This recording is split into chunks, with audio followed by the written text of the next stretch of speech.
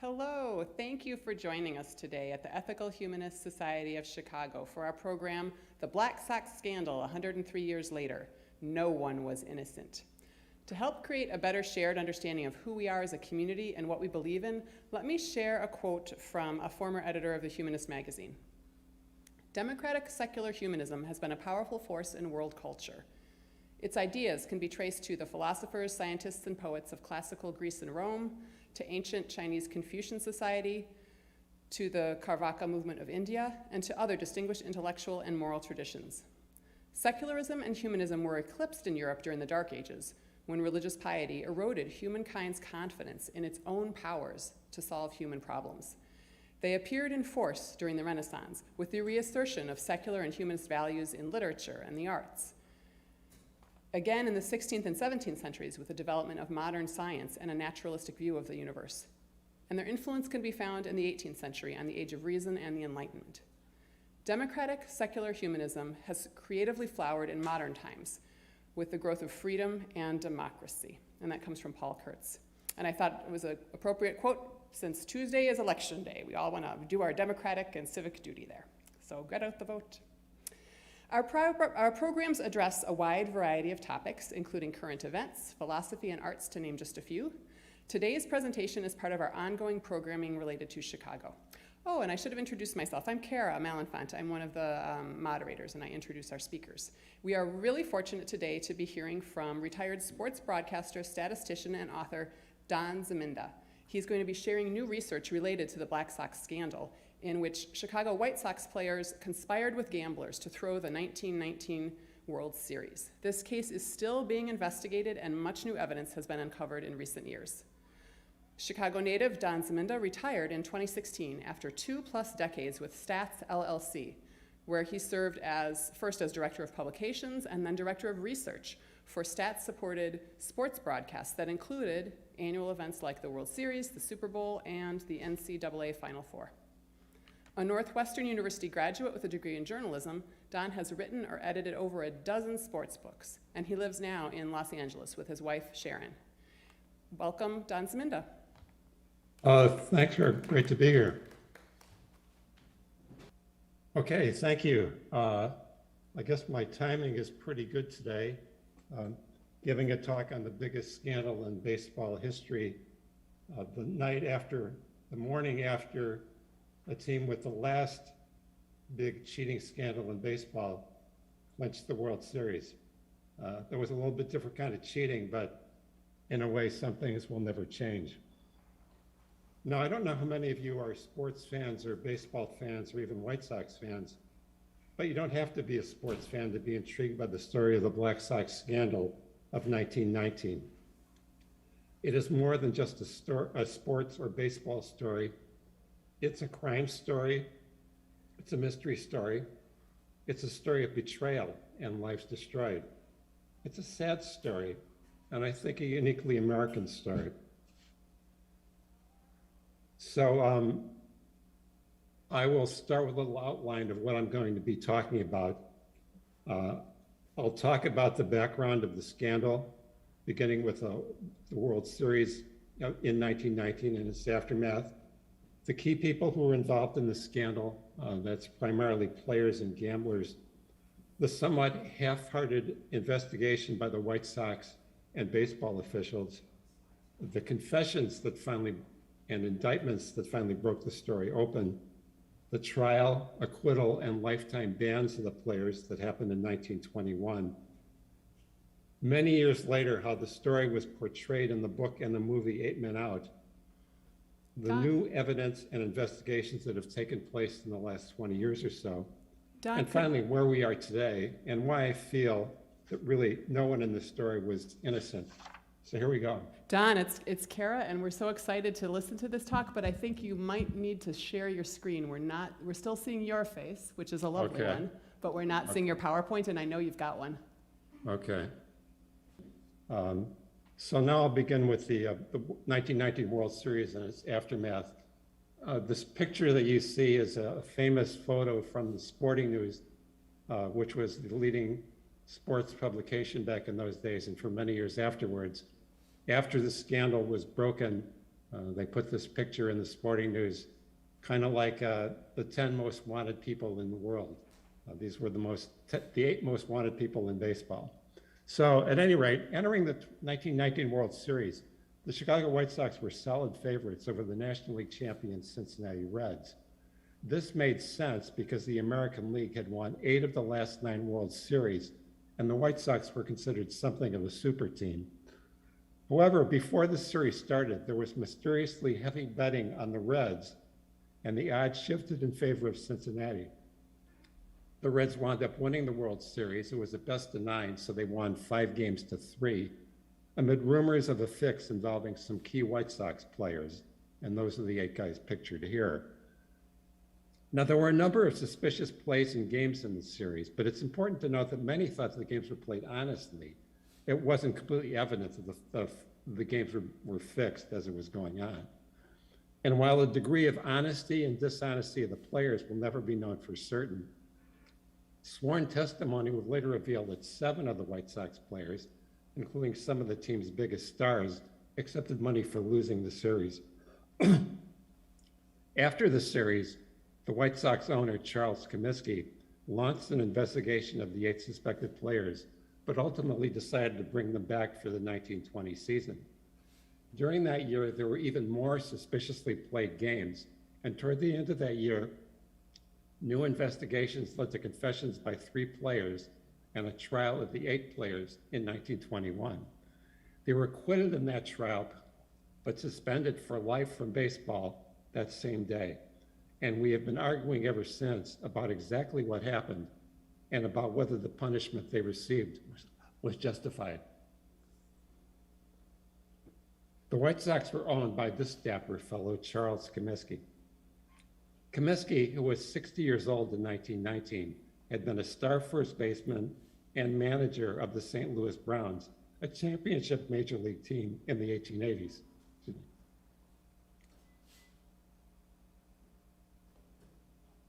He then went on to become founder and owner of the White Sox, as well as one of the founders of the American League. By 1919, Comiskey was one of the most successful and highly respected executives in baseball. In a 1917 article about Comiskey, American League umpire Billy Evans wrote, "Comiskey is the most popular of baseball magnates. He has a following on the south side of Chicago that supports the White Sox no matter what position the club happens to occupy in the pennant race." In reality, the fans follow Comiskey more than the team. I don't think anybody in sports these days, that kind of owner, would inspire that sort of loyalty, but he really was a beloved figure in Chicago. The American League was new. The White Sox were a very prosperous and successful team, and he really was a beloved figure up until this World Series. Now, one reason the White Sox why Comiskey was so highly respected was that he had assembled one of the most powerful teams in baseball. From 1901 to 1917, which are the first 17 years of the American League, Comiskey's White Sox had the second best overall winning percentage in the American League. During that time, the team won 3 pennants and 2 World Series.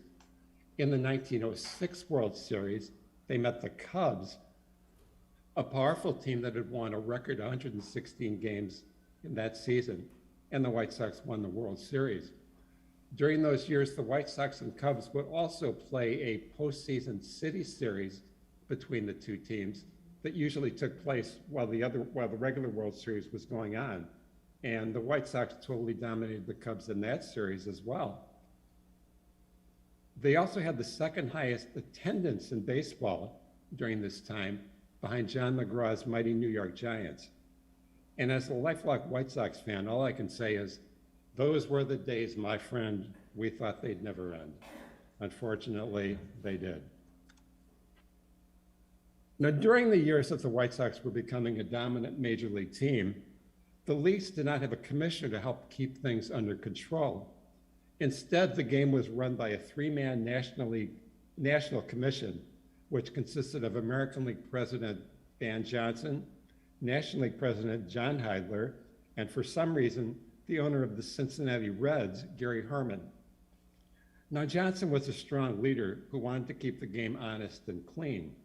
He was also a one-time friend of Charles Comiskey, who by 1919 had become Comiskey's archenemy. But unfortunately, the two National Leaguers on the commission were not as vigilant as Johnson about working to keep baseball free of scandal. And as a result, the game was increasingly plagued by a problem that most baseball executives preferred to keep hidden, and that was game fixing. From baseball's earliest days, game fixing had been a shockingly common occurrence. In fact, the first scandals took place in the 1860s, before there were even organized major leagues. The problem got much worse in the first 2 decades of the 20th century. In the years prior to the 1919 World Series, gamblers openly hung out at ballparks, made friends with the players, and frequently paid off susceptible players to lay down and help lose a game in exchange for money. This was very common. Now, there were several game-fixing scandals that were publicized during those years, but for the most part, the National Commission failed to take firm action, and the fixers usually went unpunished. One thing that didn't help was that at the time, the strongest team in the National League, and even in the majors, was the New York Giants. Now, the Giants manager, John McGraw, had many friends in the gambling community, and he often employed people notable for their lax morals. The man considered the king of cricket players during this era, Hal Chase, not only got away with cheating time after time, but always found new teams willing to hire him. Weirdly enough, Chase had played for both the White Sox and the Reds in previous years, until finally the Reds let him go. And when they did, after the 1918 season, he was signed by, guess who? John McGraw's New York Giants. So that was the background as the White Sox prepared to meet the Reds in the 1919 World Series. Before the start of the series, 8 White Sox players met with gamblers and agreed to lose the series in exchange for $100,000 and possibly more.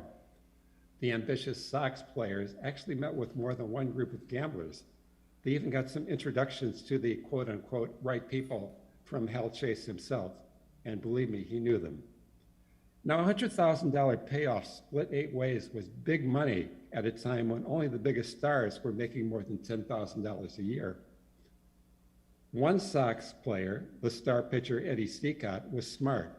He wanted $10,000 payable in advance, and he got it. The others trusted the gamblers to keep their end of the bargain, and that was a bad idea.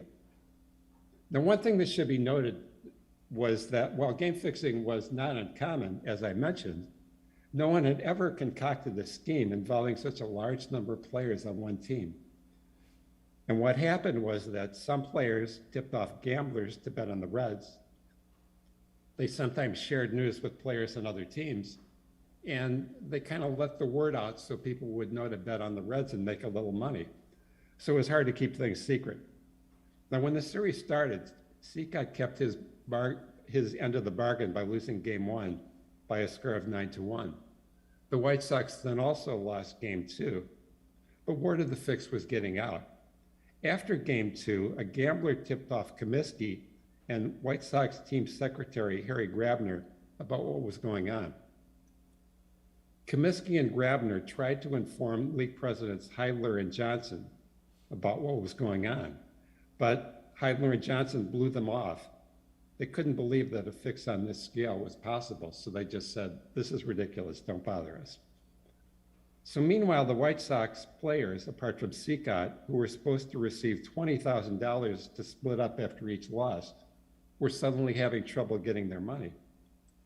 They finally got tired of waiting and began to play to win until the gamblers came through with enough money to keep the fix going. And ultimately, the Sox lost the World Series in 8 games. The whole thing was a mess. Gamblers were double-crossing players, players were double-crossing gamblers, gamblers were double-crossing other gamblers, and even players were double-crossing one another. The whole story will probably never be known, but one thing we can say for sure, there were not a lot of ethics being involved in this practice. When the series ended, Chicago newspaper reporter Hugh Fullerton one of the many people who had been tipped off about the fix, wrote, quote, "There are 7 men on the team who will not be there when the gong sounds next spring, and some of them will not be in either major league." His source for this quote was White Sox owner Charles Comiskey. And then when the National Commission, seemingly uninterested in investigating the fix, Comiskey announced that he would launch his own investigation, offering $10,000 in reward for information. So now let's meet the players who were known as the Black Sox. The ringleaders were Eddie Cicotte, the team's ace pitcher, veteran first baseman Chick Gandil, and young shortstop Swede Risberg. Gandil, who did most of the face-to-face meeting with the gamblers, thought he was underpaid, hated Comiskey, and held a grudge against some of the better-paid teammates on the White Sox, especially the team's biggest star, future Hall of Famer Eddie Collins. Now, Gandil had connections with gamblers from his days with the Boston Red Sox, and in those days, Boston was basically the Las Vegas of baseball gambling. Swede Risberg, who would famously be referred to as a hard guy, held most of Gandil's grudges and was happy to play Robin to Gandil's Batman. Eddie Cicotte, who was noted had got his money in advance, was a sad case. He was an older player. He was under money pressure. He was trying to build a farm and mortgage a house, and he had real problems back in Michigan. He just couldn't resist the money, and he was hoping for one last big payday before his career ended. Also eager to take part in the fix were Happy Felsch, Fred McMullen, and Lefty Williams. Felsch, who was the team's center fielder, had been suspended by Comiskey and had left the team during the 1918 World Series. He was somewhat gullible, a heavy drinker, and easily talked into joining the fix. Felsch would later famously tell the author Elliot Asanoff, "Playing rotten, it ain't hard to do once you get the hang of it." Fred McMullen, a pal of Gandil, was a little-used utility player who nonetheless played a crucial role in the fix. He provided phony scouting reports on the Cincinnati players to his honest teammates on the White Sox to help ensure that the non-fixers would not be able to play their best. And in one of the beautiful ironies that dot this crazy story, Fred McMullen would spend most of his post-baseball career working in law enforcement.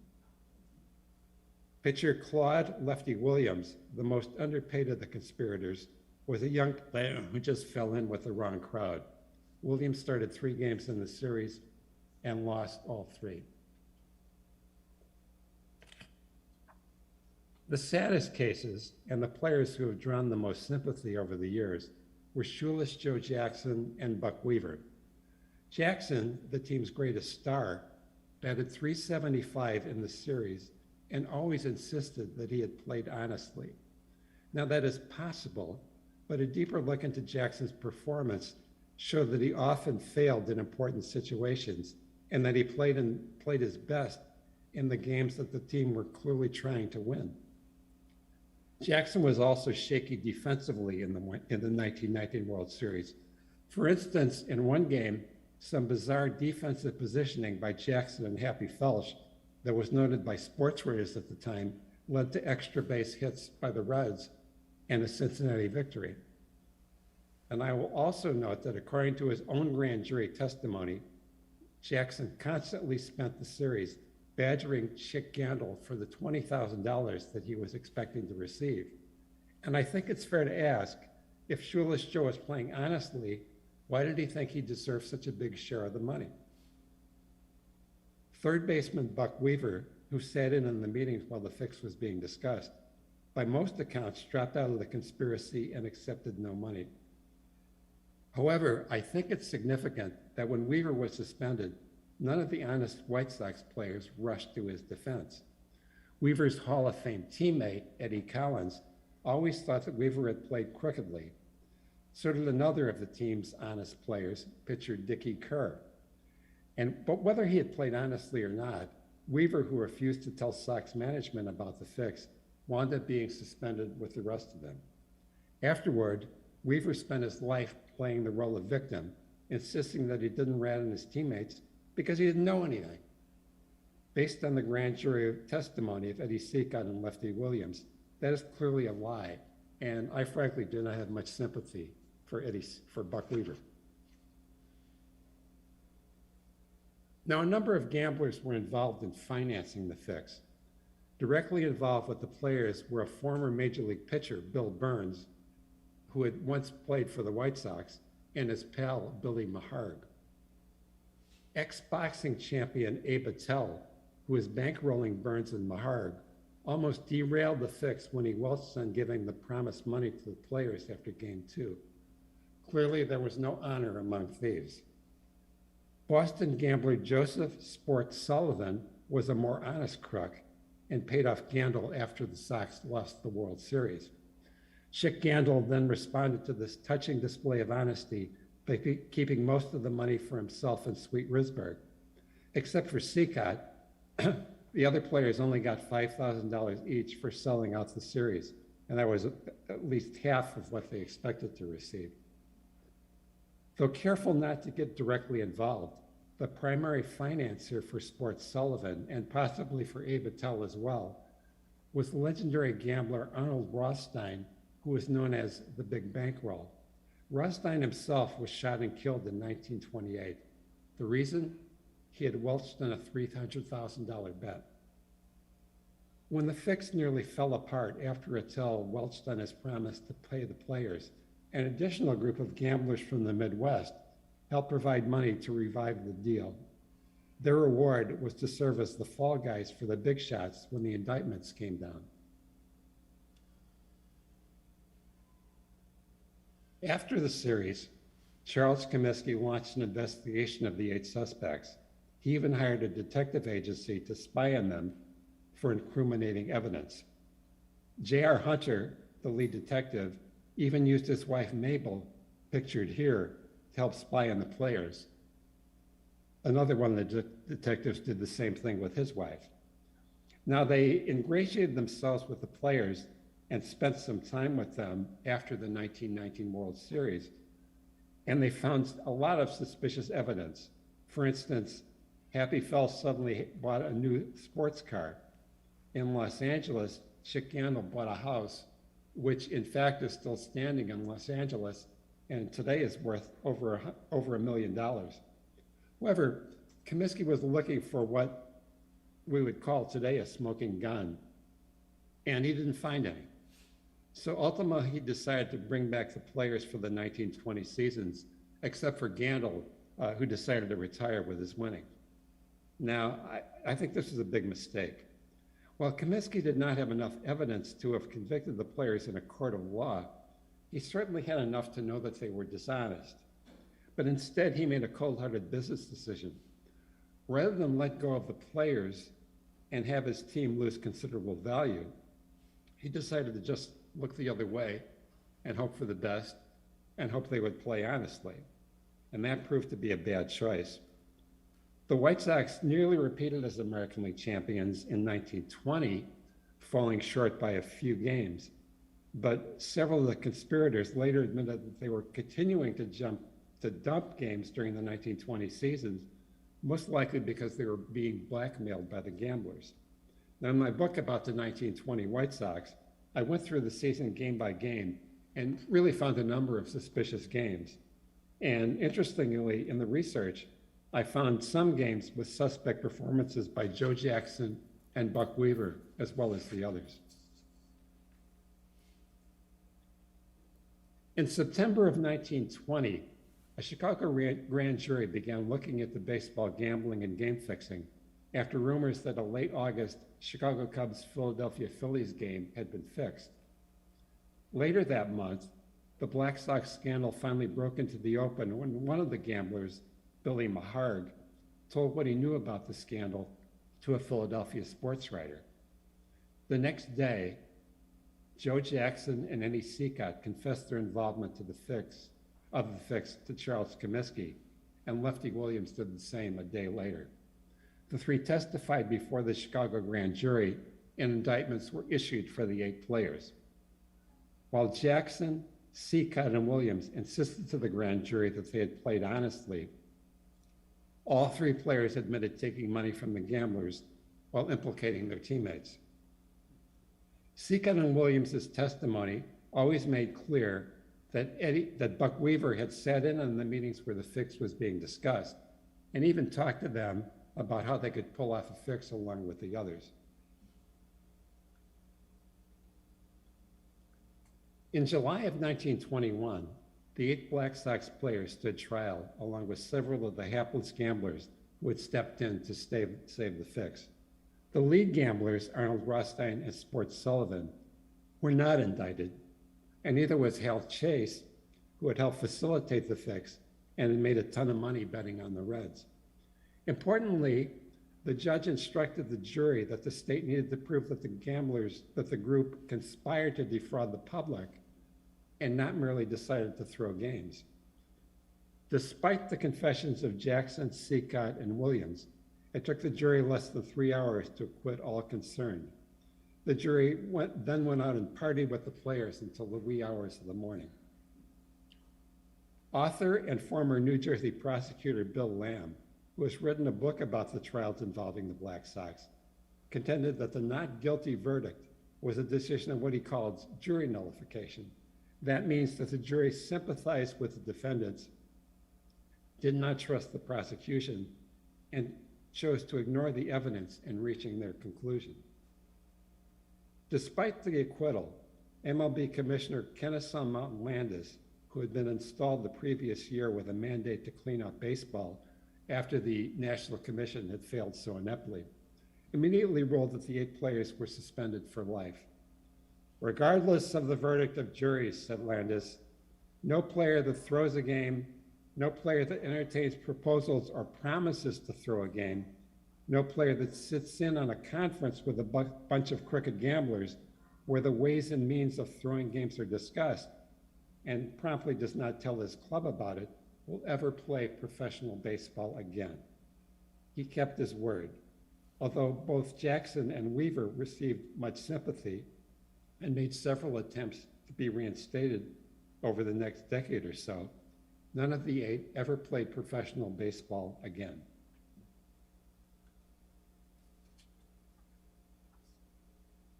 Apart from occasional interviews with Jackson, Weaver, and others, the story of the Black Sox scandal was primarily one of crooked players getting what they deserved until the 1960s.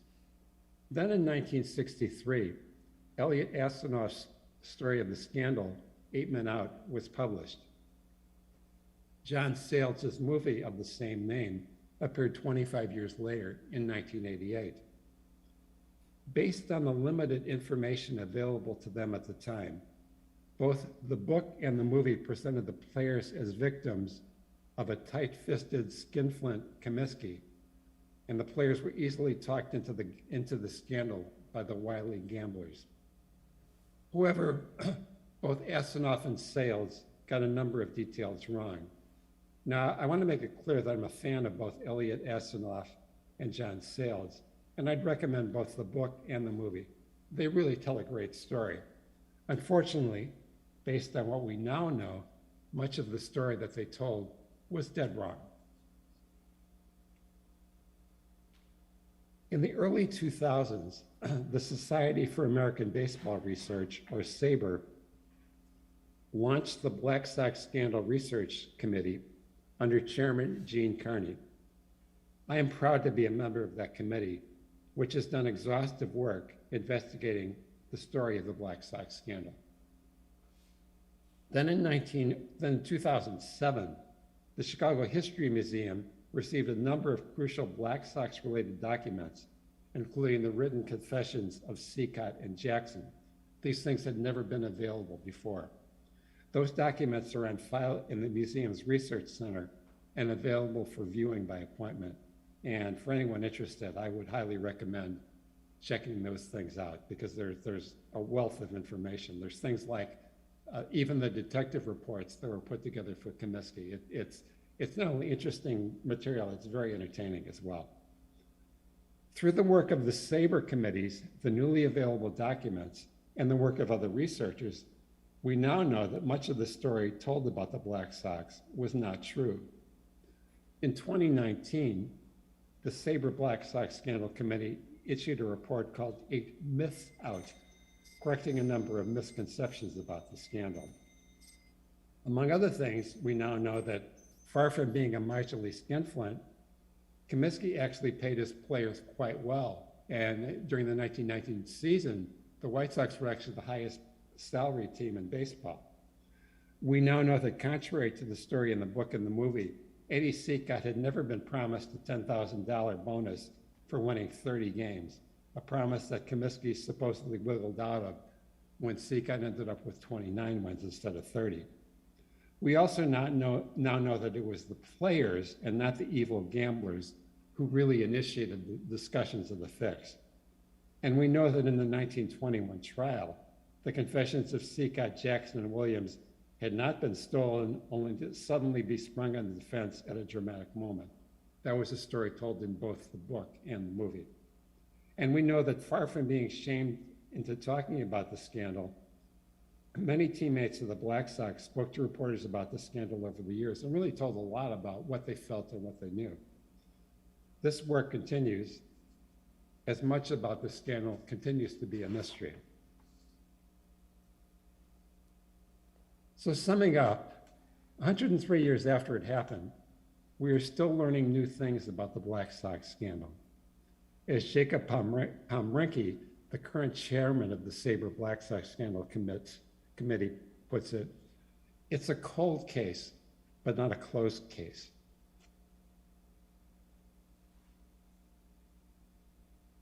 While the level of guilt varies, all 8 of the suspended players either played crookedly, accepted money to play crookedly, or withheld evidence that their teammates were playing crookedly.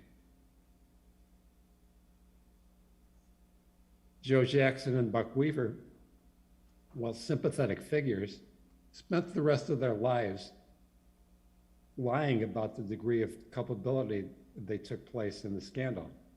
Jackson in particular kept improving his story over the years. For instance, a couple of years after the trial and acquittal, he was suing the White Sox and trying to get money for the unpaid salary that Comiskey wouldn't pay. He told the story that he had tried to tell the White Sox about the fix before the series started and had begged to get on a plane. A lot of people believe that story, but there's no evidence that it took place. He said that he tried to return the $5,000 he received from the gamblers to the White Sox after the series, but that they wouldn't even talk to him. This is another story with no evidence of truth. He also said that when a gambler tried to talk him into the fix, he was so angry that he almost threw the guy over the balcony of a stairway. That's another bogus tale. Weaver also was less than honest about his role in the scandal. Shortly before his death in Chicago in 1956, and long after Landis had died, Weaver told the author James T. Farrell, "Landis wanted me to tell him something that I didn't know. I didn't have any evidence." That, most emphatically, was not true.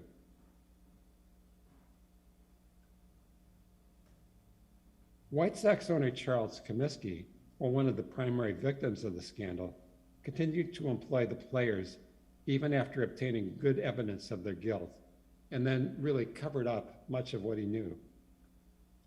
He made a business decision to bring back the players in 1920, a decision that was totally understandable for someone who did not want to risk losing value in his franchise, but not one that can be worthy of our admiration. He paid a heavy price for that choice. After the suspension of the players, Comiskey's once dominant team fell into the second division, and he died an unhappy man in 1931. Some people say he was a broken man. The honest teammates of the Black Sox players, usually known as the Clean Sox, also did little to prevent the fix from happening and accepted the guilty players as their teammates in 1920. Eddie Collins, Ray Schalk, and Red Faber, in particular, were highly respected veterans as well as future Hall of Famers. They and their honest teammates could have, and I think should have, spoken up earlier. especially during the 1920 season, when games were again clearly being dumped. But while Comiskey and the White Sox failed to take action, it's fair to ask this question: why was it up to the team, with a clear conflict of interest, to investigate and punish itself? As I had noted earlier, Charles Comiskey and White Sox team secretary Harry Grabner had gone to league presidents Ban Johnson and John Heidler after Game 2 with their reports from gamblers that the series was being fixed. Johnson and Heidler dismissed them. Like Comiskey, both Johnson and Heidler were in somewhat compromising positions. Heidler was representing the league that was winning the series, and the third member of the National Commission was the owner of the team that was winning. Johnson, meanwhile, was facing a revolt from other American League owners and was in danger of losing his job, so he didn't want to make a lot of waves. So both Johnson and Heidler decided to look the other way. Ultimately, it was up to Judge Landis to dispense justice, which he did, and very coldly. And while I feel that Landis was correct in suspending the players for life, a decision that helped restore faith in baseball and help prevent further scandals in the 1920s, he might have shown a little mercy over the years, assuming, of course, that the players were willing to admit their guilt, which, of course, they probably would not have. Even so, Landis might have found a way to show a little bit more humanity to these all too human people, as I think we should all. One of the so-called clean socks on the 1919 team was rookie pitcher Dickie Kerr, who started and won 2 of the 3 White Sox victories in the World Series. Kerr would go on to have a long and distinguished career in baseball. As a minor league manager in the 1940s, he was instrumental in turning a young pitcher named Stan Musial into an outfielder. That was the move that started Musial on a path to the Baseball Hall of Fame.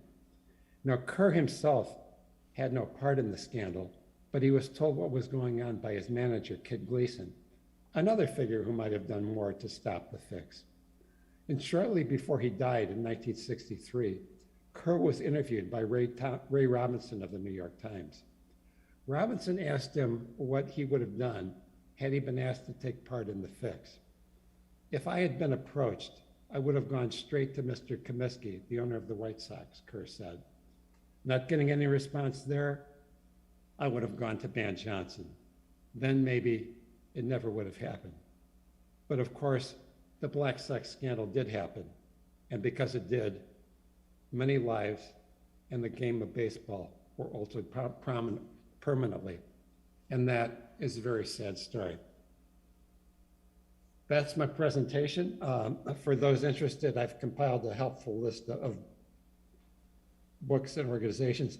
The Chicago History Museum, as I mentioned, if you've never been there, it's wonderful, and their Black Sox Scandal documents are a treasure.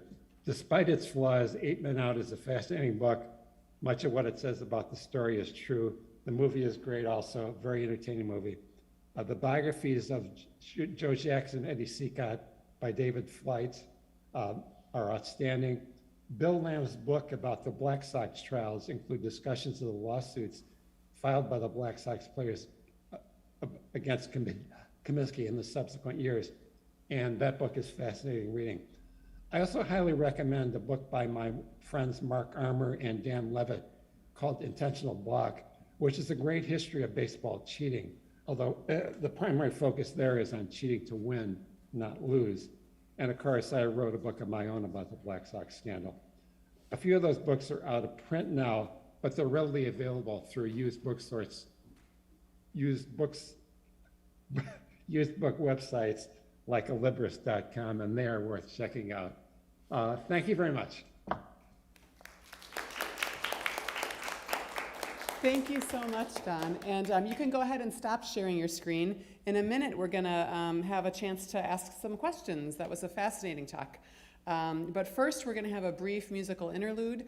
And during this time, you can be thinking of the questions you want to ask. If you're in the audience, you're welcome to line up right here by our microphone.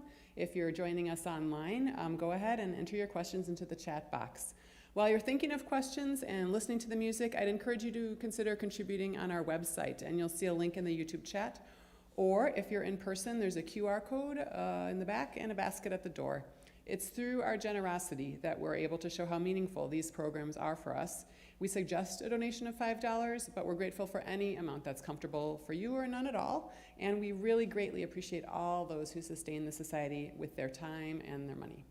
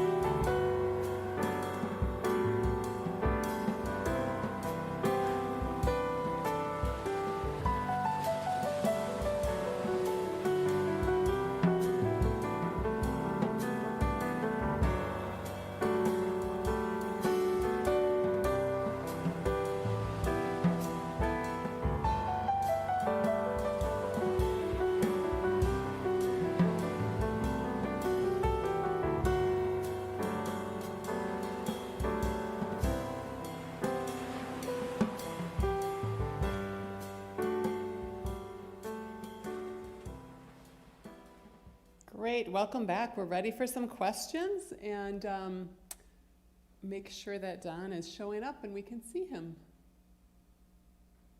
Yes, perfect.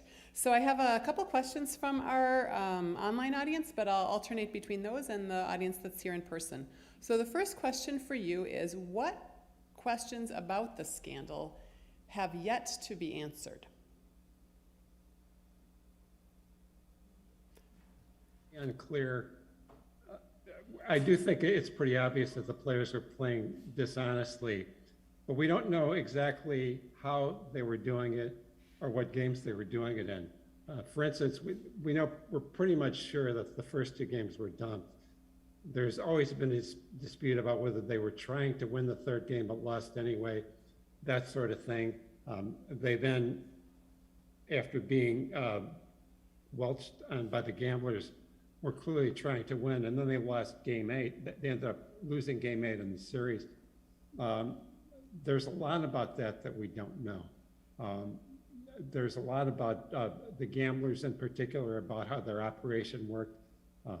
Some people don't think that Arnold Rothstein was involved at all, that he just had underlings doing it, stayed out of it, and just bet himself and made a lot of money. There's just a ton of questions that continue to be asked, and a lot of great research is being done. Great. Go ahead. We have someone here in the audience who wants to ask you something. Yes, thank you, from a longtime White Sox fan. Interested in Comiskey. Today's sports owners are multi-billionaires. Was Comiskey of that status, and how did he go from being a baseball player in his youth to a team owner. Was he, and within the Chicago business community, was he on par with Armour and Fields, or was he considered at some lower level? Yeah, I would have to say that he would be at a much lower level than guys like Armour and Swift.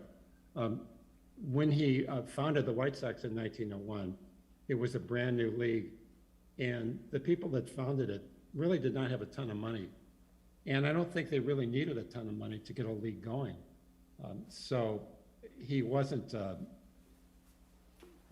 kind of rich owners that you see in sports today. That just didn't exist. The economics of the game were on a much smaller level. What happened to Comiskey was after he was a player, he became a manager in Cincinnati of the Cincinnati Reds. And then Van Johnson, who became the president of the American League at the time, was a sports writer in Cincinnati. The two became friends, and then Johnson became president of a minor league and decided to try to turn it into a major league. Since Comiskey was one of his best buddies, he asked Comiskey to start the White Sox in Chicago, and that's how it took place. But they really didn't have a lot of money to start the league, and I don't think they needed a lot of money. He was prosperous. He certainly wasn't a poor fellow, but he was nowhere near one of the richest people in Chicago. Great, thanks. We have another question from our audience member here. Sure. Thank you for the information. I mean, this was very interesting. I'm not native of Chicago from before, so this is all new. I had heard of the scandal before, though. So maybe two questions. Why didn't the manager see through it? I think you had kind of mentioned it, but wouldn't the manager of the Sox be able to see through that? And the second question is like, isn't the sports gambling big right now, and wouldn't that lead to fixing? Are you seeing something like that right now? Yeah, those are two great questions. The first, the manager, Kid Gleason, I mean, he knew by the end of game two that the games were being played crookedly. And from all evidence, he did talk to Comiskey about it. But he was in a position where if he had decided just not to use those 8 players, he would have had so few good players left that there's no way he could have won the World Series. So I think he just kind of hoped for the best, and that if they would, come to their senses and start playing honestly. But I do think he just made a decision that if I decide not to play these players or suspend them for the rest of the series, we're going to lose the series anyway. So he just sort of hoped for the best. As far as the possibility of game fixing taking place in baseball today, I don't think it's possible because the economics have changed so much. To really pull off a fix, you would need to take on some of the better players on a team. And the better players on most teams are making like $15, $20, $30 million a year. In order to pay somebody off who's making that kind of money to be willing to sell a World Series or a game out, they would have to pay them so much money that I don't see how it would be feasible. In order to make that money back, they would have to gamble, hundreds of millions of dollars, and it just wouldn't work out. It'd be too suspicious. What I think could happen is, and this is one thing that I don't like about what's happening in baseball today, is Major League Baseball has clearly made a decision to embrace gambling as a money-making opportunity. You see baseball games and baseball highlight shows now being sponsored by organizations called like DraftKings, which are above board and involved in gambling.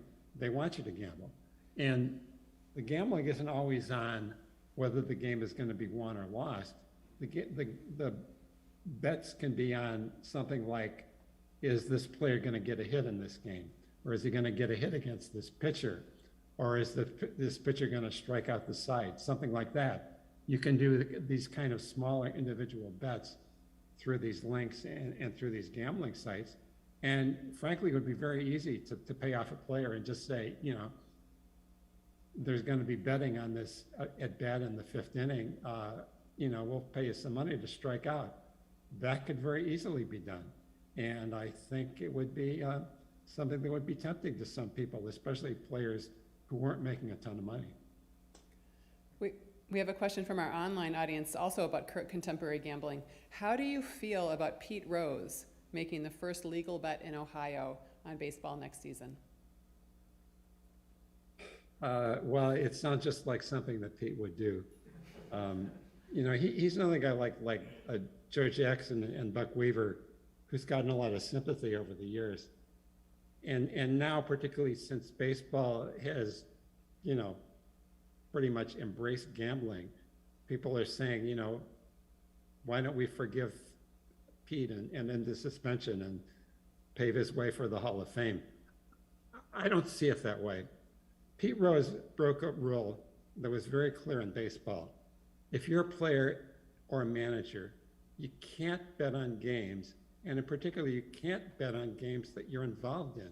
There would be just too much temptation involved. If you started losing money betting and you were betting on a game that your team was involved in, it would be very easy for the gamblers to talk you into doing something that would lose that game. It's just too great a risk to take.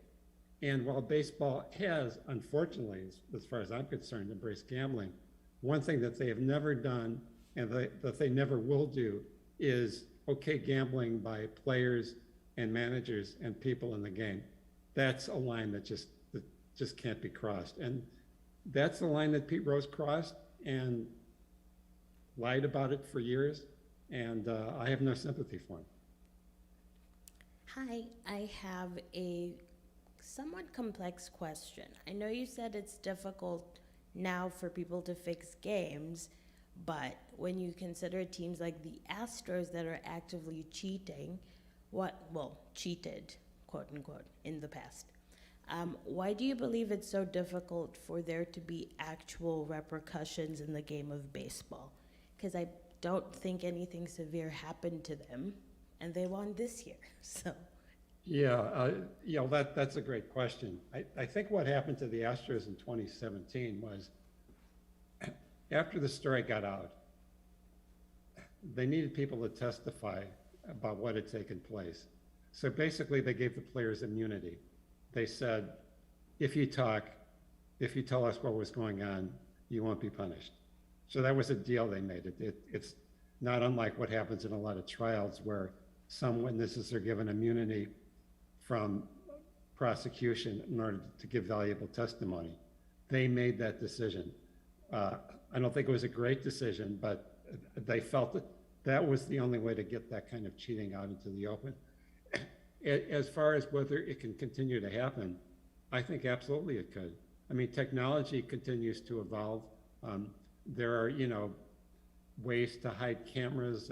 There are ways to conceal spying on other teams. It's not something that's hard to do. The temptation is going to be there. An important difference between what a team like the Astros did and what the White Sox did was the White Sox took money to lose, and they basically guaranteed that they were going to lose. The Astros, whatever you think about what they were doing, what they didn't guarantee that they would win. What they were doing was looking for a way to help them a little better to win. It's not that different from players who were taking steroids. They were doing things that were kind of beyond the pale. At the same time, they were doing things that were actually helping their team win. So you take somebody like Barry Bonds, who's kind of a vilified character in most of baseball. In San Francisco, Barry Bonds is a hero because he helped his team win a lot of games. That's kind of the difference. It's not great. And I recommended the book by Mark Armour and Dan Levitt about cheating in baseball. And it's an incredible book. Cheating to help your team win, that's been kind of accepted behavior for most of the last 100 years or more. It still goes on. Teams and players are still looking for that little edge, and that's not going to stop. All you got to do is hope that the game is being policed a little better. Bart Giamatti was run out as commissioner, allegedly for being too scrupulous. Could you share your views on that? No, he wasn't run out. He had a heart attack and died after he suspended Pete Rose. And I don't think he would have been run out. Some people thought he double-crossed Pete Rose by saying baseball is not going to reach a decision that Pete Rose gambled on baseball. And then a reporter asked him, did Pete Rose gamble on baseball? And he said, yes. And a few days later, he died. I think, unless you think that he was murdered, I don't think he was run on to baseball. I think it was just an unfortunate accident. Giamatti was the president of Yale University. He was a highly respected man.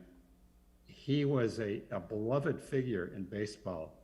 And I just don't see people turning against him. He was that highly respected. I think had he stayed alive, he would have done a better job of cracking down on things that were happening than his successors were.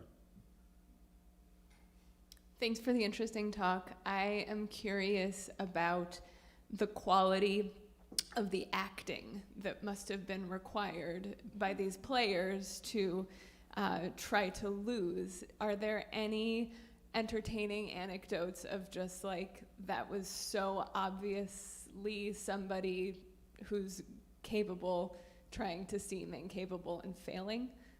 Yeah, I mean, there were a couple plays involving Eddie Seacott, the pitcher that got to $10,000. He was pitching in one of the games, and there was a ball, the Reds had runners on base, and there was a ball hit to the outfield, base hit, and the runner was trying to score, and whoever threw the ball in from the outfield to home plate to try to retire the runner. And Eddie Seacott got in the way and kind of knocked the ball loose to prevent it from getting to the catcher. And people noticed that at the time and commented about it. And that was one reason why people were thinking that the games were being crooked. Another thing that happened was, I mentioned this in the talk, was that there was a game where Joe Jackson and Happy Felsch, who were the left fielder and the center fielder on the White Sox, were clearly playing out of position.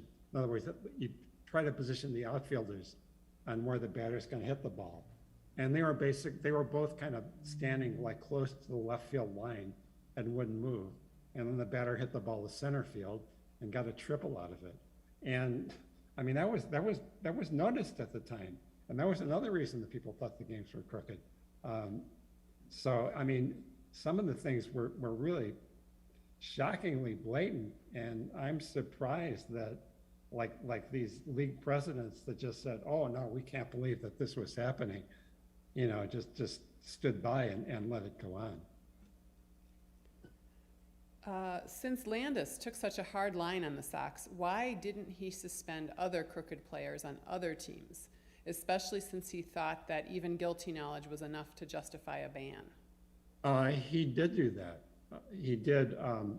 But what happened was, after Weaver was suspended, and he made it clear that if Weaver did nothing but have knowledge but not tell about it, he was suspended anyway. You couldn't do that anymore. One thing that was different after Landis made this firm decision about suspending the players for life than what had happened before was, a lot of times there were players who saw teammates doing this, but they didn't report it because they thought nothing was going to happen. Now it became clear that if you saw something going on and didn't report it, you were in danger of being suspended like Buck Weaver was. And this, in fact, happened. In 1922, there was a pitcher for the New York Giants named Phil Douglas, and he was kind of a disgruntled player. I mean, he was another sort of shady character who worked for John McGraw. But what happened was he was disgusted with McGraw, and he wrote a letter to a player on another team that said, if you guys come up with some money, I'll lose some games and help your team win the pennant. And the player immediately reported that to Landis, and Landis suspended Phil Douglas for life. He never played again. In 1924, more or less the same thing happened. A player named Jimmy O'Connell, again for the McGraw's New York Giants, went to a player on another team and said, you know, we'll pay you $500 if you kind of take it easy on us and help us win the game. And the player immediately reported it to Landis, and Jimmy O'Connell was suspended and never played baseball in the major or minor leagues again. So, you know, what Landis did was pretty effective. You know, I think at a certain point, you know, he might have eased up a little bit, but, you know, I think he was afraid to. And I think his firmness really helped people become convinced that baseball was an honest game again. Thank you. What are the thoughts from the opponent team side, like from Cincinnati Reds, who won the series, right? So is there, just like we have Barry Bonds, Sammy Sosa having an asterisk next to their names for their records, is there an asterisk next to the wins from Cincinnati Reds? Well, not according to them. They were very unhappy about it because they felt they had a good team and could have won the World Series anyway. And it's certainly possible. I think the White Sox were a better team, but you know, as we've seen in the playoffs this past year, the best team doesn't always win a short series. So they had you know, they had a legitimate belief that they were good enough to win, and it's not unreasonable to think that. One thing that's interesting that is another story that hasn't been investigated enough was that a couple of the Reds players mentioned that gamblers had come to them and offered them money for losing games during the World Series. And, you know, it's possible that the gamblers were, you know, going against each other during the World Series. You know, one set of gamblers trying to pay off one team and another set of gamblers trying to pay off the other team. The Reds made it pretty clear that they didn't want to have anything to do with it, so that didn't go anywhere. But I would like to know much more about that story. It's another unexplored area of research. That would be fascinating to see two teams both trying to lose and not knowing. Boy, that would be. It would be a very entertaining game. I think. It would be. I have a question from someone online who wanted to about Sammy Sosa and thinking about home runs. You know, how do you feel about Sammy Sosa, and do you think he deserved a World Series ring from the Cubs? Yeah, I do. You know, one thing that people are very easy to forget is that during the steroid era,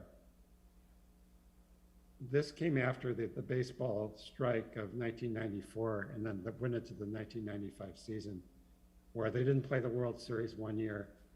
A lot of fans were embittered, said they'd never come back to the game, and there was a lot of bitterness, and attendance went down, and you know, the major leagues were clearly worried that the game wouldn't revive to the level of enjoyment and prosperity that it was in the years before the strike.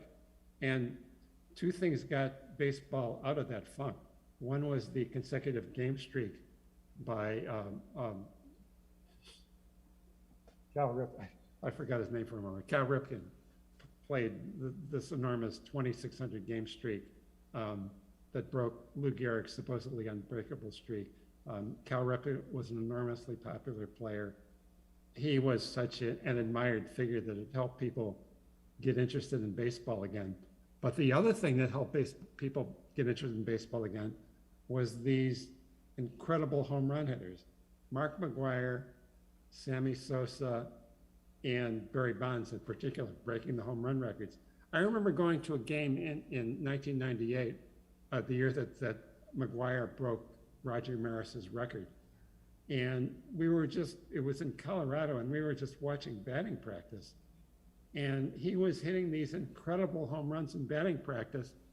And the batting practice, it was almost as good as the game. It was so exciting. He was hitting the ball these colossal distances while getting some chemical help.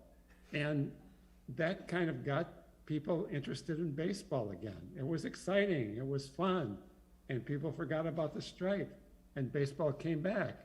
And then a few years later, when they decided that they were going to crack down on steroids and begin drug testing, McGuire and Sosa and Bonds and Roger Clemens as well were vilified and looked on as, these horrible cheaters, who had robbed baseball of its integrity and blah, blah, blah. I think these were players who were useful to the game. And then, when baseball was done with them, they got turned on. I think that was a bad thing to do. Yes, a follow-up to the discussion of the obvious bad plays the Sox were making. What was the press reporting at that time, and were there allegations in the press that the games might have been fixed? There was a little bit about it, but not a ton. And, I think it's the sort of thing that's kind of hard to notice and hard to prove. If a player, strikes out and misses the ball by half an inch, it's hard to say whether he was trying or not. The one thing that I do know that two things that were mentioned were the thing where Sika cut the ball off when it was, clear that there was going to be a play at the plate. That was looked on as being suspicious. And the other thing was the positioning that I mentioned of Jackson and Happy Felch, where they were standing in a place where the ball wasn't likely to be hit, and then it was hit in the area where they weren't standing, and the batter got a triple out of it. Those things were commented on the time. But I think writers were a little bit reluctant to say, this game looked crooked. I think they were a little bit reluctant to go out on a limb like that. So it didn't happen to the degree that it might have. And the other thing is that if you look at film of baseball from the 1920s and earlier, what film exists, if you look at the film of those players and compare it to players of today, it looks like a junior high school game. The guys are like swinging and they practically fall over. The pitchers just kind of lob the ball up to the plate. The degree of athletic skill that's in baseball and other sports today compared to 100 years ago, that's an enormous difference. So somebody could more easily, I think, look silly because the level of athletic skill wasn't nearly as high as it is today. If somebody tried to strike out deliberately today, I think, a good player, I think it would be a little bit more suspicious than it would have in 1990. I have a question from one of our online audience members, just sort of generally about baseball, saying, my uncle opposed baseball expansion in 1962. He said there weren't enough good ball players. I think he thought there weren't enough good white players. Can you talk a little bit about racism in early baseball? Oh yeah. In fact, I'm working on a book currently about how the White Sox and Cubs were slow to integrate in the 1940s and 1950s, and it's a scandalous story that really goes back to the earliest days of baseball. Think of the White Sox in 1921 when these 8 players get suspended. Charles Comiskey's team is crippled, and his team becomes the second division team basically for the next 3 decades. He could have improved his team easily by signing up some of the better black players who were playing in the Negro Leagues back in those days. There were great players playing in Chicago in those days, black players. But baseball wouldn't do it. Nobody would take that step. And that went on for years and years. Now, what happened in the 1960s, I think was a little bit more complicated. There were more black players coming into baseball, but I think what happened was that this was also happening in other sports. And the opportunities for a young, athletic African-American player, if he was tall enough and strong enough in, say, basketball or football, a player in basketball or football can jump immediately from college ranks and sometimes even from the high school ranks right to the major leagues. Whereas in baseball, usually takes a longer apprenticeship. You have to play longer in the minor leagues. And plus, to be honest, I think among African American people, baseball isn't as popular as a sport as it was in Jackie Robinson's day when baseball was the king of sports. So black athletes, I think, their interest in baseball went down. So the pool of players that they could draw from was less. What did happen was they started signing black players from Latin America, Dominican Republic, Cuba, Venezuela, Colombia, countries like that, where baseball was enormously popular and, in fact, basically the only sport being played. So if you look at the number of black players just by skin color in baseball compared to 1962, it's still pretty high. What's gone way down is the number of African American players, in part because there's this pool of Dominican players. But the other part of the equation is that these Dominican players from the Dominican Republic and Cuba and Venezuela and wherever, they're frankly much easier to sign because they don't get the big bonuses like a famous college baseball player would get. So you can sign them more cheaply, you're taking less of a financial risk, and that goes into the equation as well. But I think the point that your relative made is very valid. Well, thanks. It's great to hear that you've got a book, you're working on a new book too on that topic. I'm sure that'll be of great interest to a lot of folks. As our closing question, one of our questioners wants to know if you could tell us a little bit about your experience in broadcasting.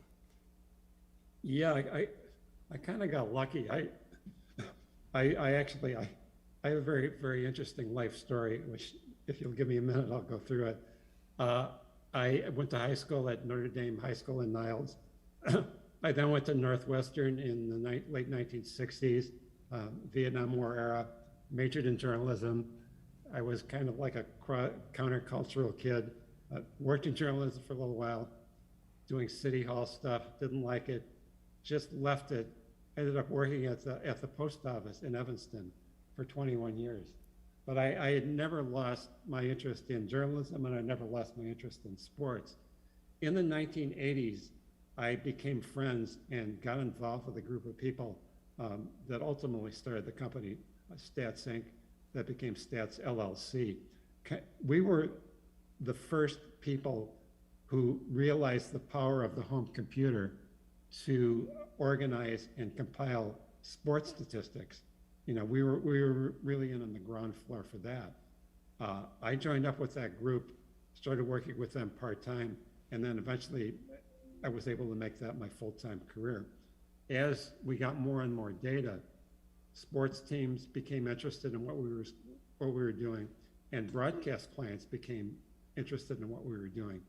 And then in 2000, we were bought by the Fox Network's parent company, News Corp, and they asked us to start the research department and do the research for the broadcast. So I was actually asked to start the research group and to move from Chicago to Los Angeles, start that group. Fox was our biggest client. We later on picked up Turner, CBS, a lot of regional broadcasters, and that became my work, just giving the broadcasters information both before and during the games. It was a wonderful career that I enjoyed for the last 20 years of my working life. Well, what a fascinating career too, lots of twists and turns. Thank you so much for speaking to us today. We're really, really fortunate to have you. It was my pleasure. Thank you.